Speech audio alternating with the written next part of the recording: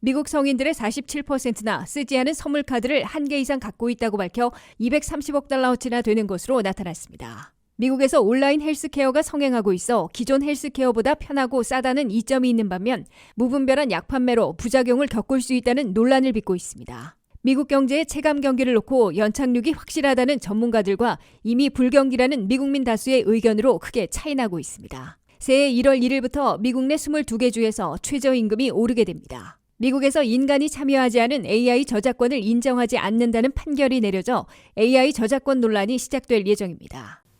여러분 안녕하십니까? 워싱턴 뉴스 투데이입니다. 미국 성인들의 절반인 47%나 쓰지 않은 선물 카드를 최소한 한 개 이상 갖고 있다고 밝혀 230억 달러어치나 되는 것으로 나타났습니다. 연방법으로는 선물 카드를 5년 안에는 만료시킬 수 없어 조속히 사용하거나 대기업 카드는 환급받을 수 있고 관련 사이트에서 판매할 수도 있어 적절한 방법으로 처리해야 할 것으로 권고되고 있습니다. 안혜린 기자의 보도입니다. 받는 사람이 골라 살 수 있는 기프트 카드, 선물 카드가 큰 인기를 끌고 있습니다. 올 연말 최대 쇼핑 시즌에 판매된 선물 카드는 300억 달러어치나 되는 것으로 전미소매연맹은 추산했습니다. 그중에서 식당 외식 선물 카드가 전체의 3분의 1이나 차지할 정도로 가장 인기를 끌고 있습니다. 그러나 미국에서는 상당수 받은 선물 카드를 사용하지 않고 묵혀두는 사태가 매년 되풀이되고 있습니다. 뱅크레이트의 설문조사 결과 미국 성인들의 절반에 가까운 47%나 사용하지 않은 선물 카드를 최소한 한 개 이상 가지고 있다고 밝혔습니다. 미사용 선물 카드의 밸런스는 개당 평균 187달러여서 이를 합하면 230억 달러 규모인 것으로 계산되고 있다고 CBS 뉴스가 27일 보도했습니다. 미국에선 2010년 발효된 연방법에 따라 선물 카드는 구입한 시점부터 또는 현금을 재충전한 시점부터 5년 안에는 만료시키지 못하도록 돼 있습니다.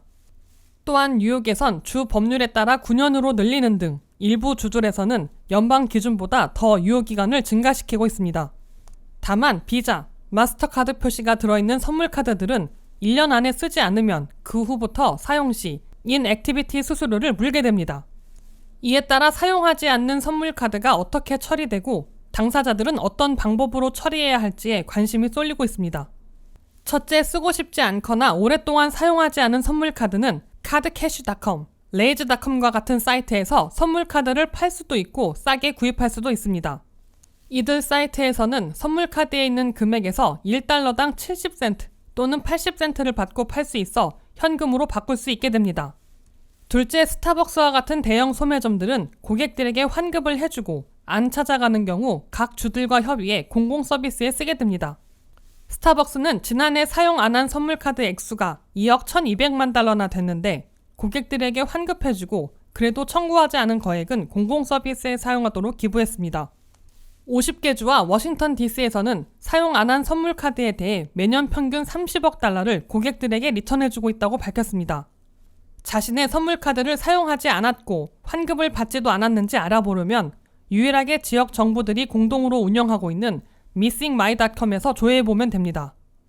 WKTV 뉴스 안혜린입니다.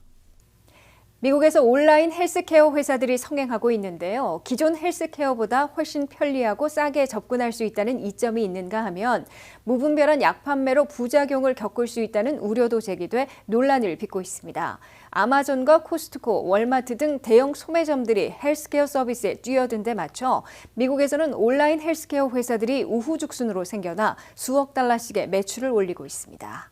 미국에서 병원 진료나 치료는 물론 의사를 만나기조차 쉽지 않고 비싼 비용을 들여야 하는 헬스케어 상황이 악화되자 기존보다 훨씬 쉽게 접근하고 훨씬 저렴한 비용으로 의료 상담을 받고 처방약을 얻을 수 있는 온라인 기반 헬스케어 회사들이 성행하고 있습니다. 온라인 헬스케어 회사들은 처음에는 탈모나 피부질환, 피임이나 발기부전 등 성생활에 도움을 주는 분야로 시작해 지금은 체중 감량, 우울증과 정신건강 치료 등으로 대폭 확대하고 있습니다.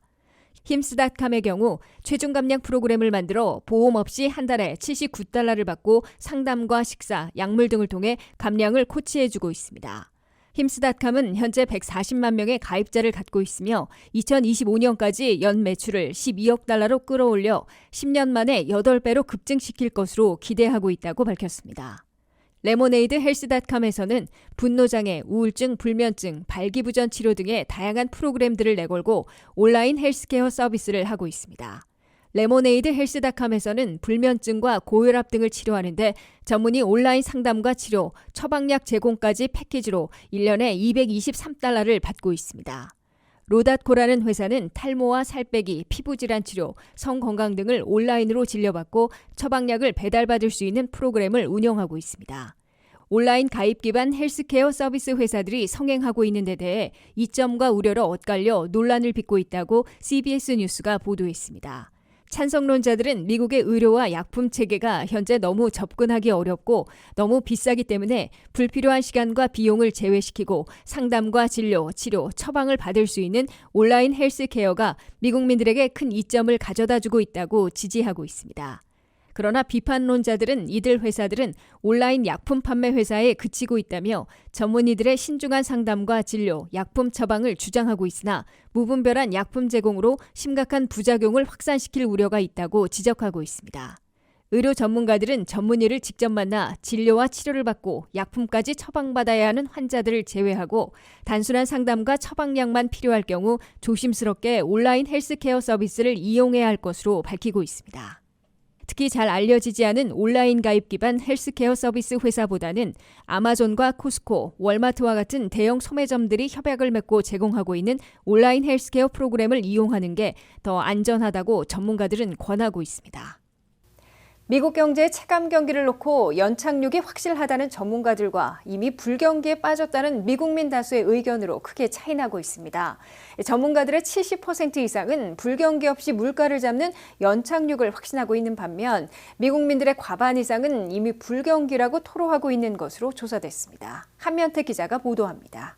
미국 경제의 2023 성적표와 2024 전망을 놓고 당국 전문가들과 미국민 서민들 사이에 큰 격차를 보이고 있습니다.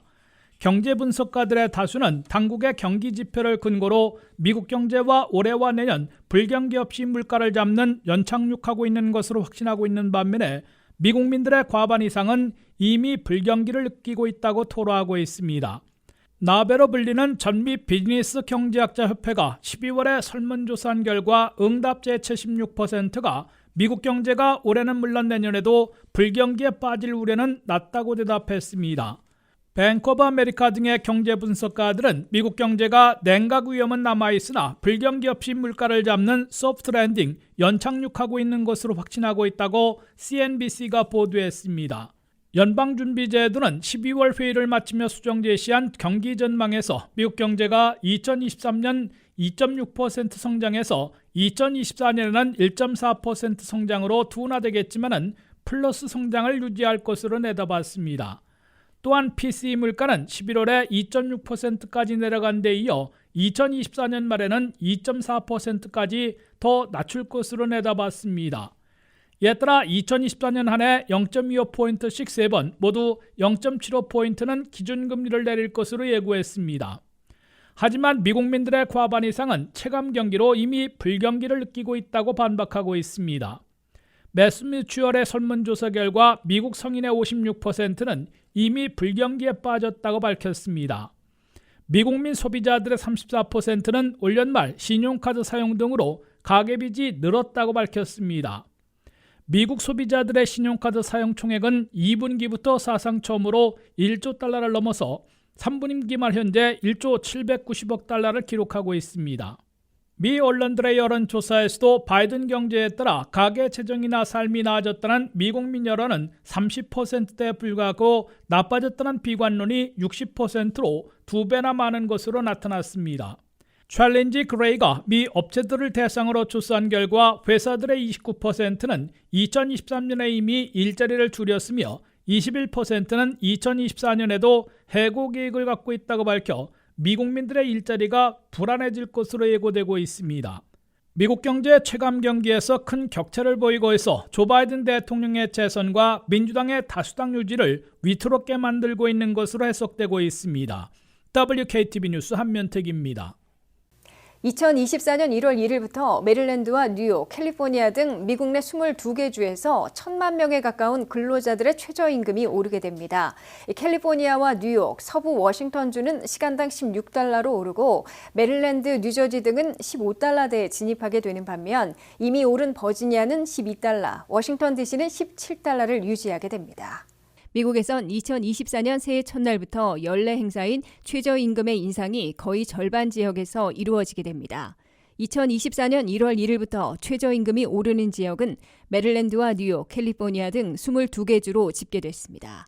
22개 주에서 일하고 있는 근로자 990만 명 이상이 최저임금 인상 혜택을 보게 돼 전체로는 근로자들이 70억 달러의 임금을 더 받게 되고 고용주들은 더 지불하게 됩니다. 새해 7월 1일에는 네바다와 오레건, 9월 30일에는 플로리다가 최저임금을 올리게 돼 이를 합하면 절반인 25개 주에서 2024년에 최저임금을 인상하게 됩니다. 반면에 조지아 등 공화당 우세 지역 20개 주에선 2009년 이래 동결돼 있는 연방 차원의 최저임금인 7달러 25센트를 계속 적용하게 돼 갈수록 격차가 벌어지고 있습니다. 새해 1월 1일부터 최저임금을 올리는 22개 주 가운데 뉴욕과 캘리포니아, 서부 워싱턴 등 3개 주는 시간당 최저임금이 16달러에 진입하게 됩니다. 뉴욕과 캘리포니아는 16달러이고 서부 워싱턴주는 16달러 28센트로 오릅니다. 메릴랜드는 15달러, 뉴저지는 15달러 13센트, 코네티컷은 15달러 69센트로 인상됩니다. 애리조나와 콜로라도, 메인주는 14달러를 넘어서고 일리노이와 로드아일랜드, 하와이는 최저임금 14달러를 기록하게 됩니다. 주별 최저임금보다 더 인상하는 시나 카운티들도 38곳이나 되는 것으로 집계됐습니다. 서부 워싱턴주 시애틀 외곽에 있는 턱윌라시는 새해 최저임금이 20달러 29센트로 인상됩니다. 시애틀도 19달러 97센트로 오르게 됩니다. 콜로라도 덴버시는 18달러 29센트로 올라 주지역 평균보다 약 4달러나 더 오르게 됩니다. 이에 비해 2023년 1월 1일과 7월 1일에 이미 인상한 버지니아의 최저임금은 2024년에도 12달러에 머물고 워싱턴 DC는 17달러를 유지하게 됩니다. 반면 미국 내에서 20개 주나 연방 차원의 7달러 25센트 최저임금을 그대로 적용하게 됩니다. 2009년 이래 10년 이상 동결돼 있는 연방 차원의 7달러 25센트의 최저임금을 고수하고 있는 20개 주는 텍사스, 펜실베니아, 조지아, 노스와 사우스캐롤라이나, 유타주 등이 포함되어 있습니다. 미국이 AI 저작권을 인정하지 않은 가운데 한국에서도 AI의 저작권을 인정하지 않는다는 판결이 내려져 본격적으로 AI 저작권 논란이 시작될 예정입니다. 인간이 참여한 작품에는 저작권을 인정하지만 그 만드는 과정에 대한 세부적인 정의가 더 필요하기 때문인데요. 한참 불붙기 시작한 생성형 AI의 저작권 판례는 일단 인간의 손을 들어주며 시작한 것으로 전문가들은 평가했습니다. 안혜린 기자의 보도입니다.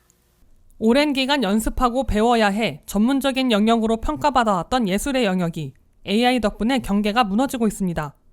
이제 간단한 도형만 그려주거나 단어 조합을 제시하는 것만으로도 상당히 숙련된 스킬이 필요한 이미지를 만들어낼 수 있으며 프레디 머큐리의 목소리를 학습한 AI가 김광석의 노래를 부르게 할 수도 있습니다. 미국 공립학교에서는 AI 사용 금지령이 내려져 학생들은 숙제를 하는데 AI를 이용하면 안 되지만 미국 사립학교에서는 AI 활용 클래스가 생겼습니다. 발빠른 유튜버들은 유튜브 백그라운드용 음악 수요가 많다는 것에 착안해 몇 개를 눌러 AI에게 제시한 뒤 3에서 5분짜리 곡을 만들고 그것을 음원 사이트에 올려 수익을 올리는 방법을 알려주는 컨텐츠를 올리기도 합니다.